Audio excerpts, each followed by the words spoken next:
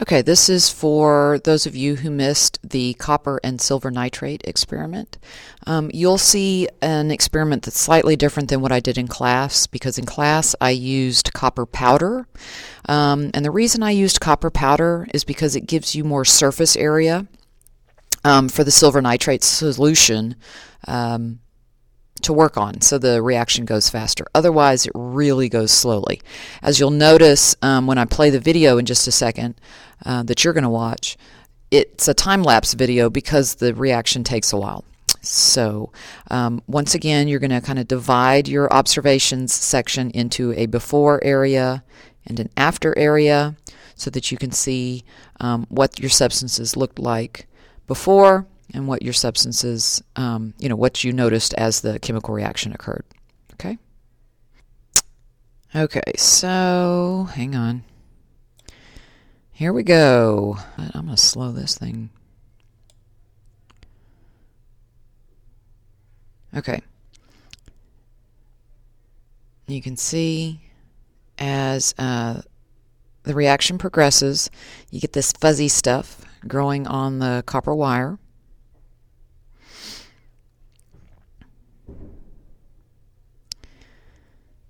And if you look really carefully, you notice that the liquid that was clear starts to kind of turn a light blue.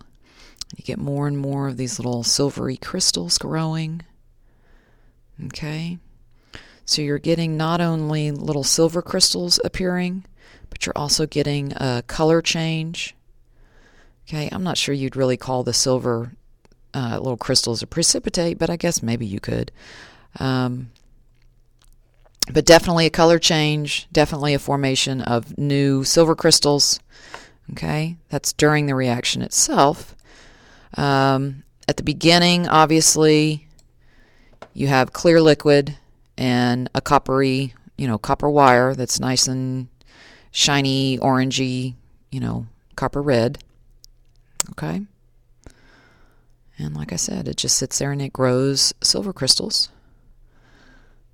Okay, until it's nice and fuzzy, it's sitting in some blue liquid. Okay, so let's go back and start filling this in. Okay, the before, your observations: copper, bright metallic orangey copper wire. Silver nitrate at the beginning was a clear liquid. Okay. Over here on the after part, you got silvery, fuzzy crystals, and the liquid turned light blue. Okay, so let's do the balanced chemical equation. Okay, so I have copper reacting with silver nitrate to produce copper nitrate and silver. Okay. If I look very carefully, this whole group, this NO3 part, sticks together as if it was one thing. So I have one NO3 group here, but over here it's in parentheses, and there's two of those groups. So in order for me to make that equal, I need to come over here, and there needs to be another molecule,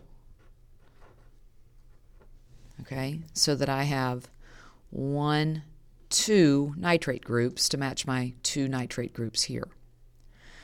But when I do that, I've had to add, whole molecules, so that adds another silver here.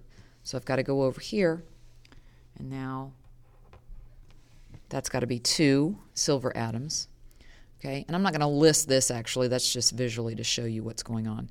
So here I had to have two of those molecules, so I'll put a coefficient of 2. Let's look at everything. One copper, two silvers, two nitrogens, 1 times 2, 2 nitrogens, 2 times 3, 6 oxygens, 3 times 2, 6 oxygens. So everything's balanced when I put this coefficient here and this coefficient here. So you should write that in your area for the balanced chemical equation right down here. Okay? And that's it.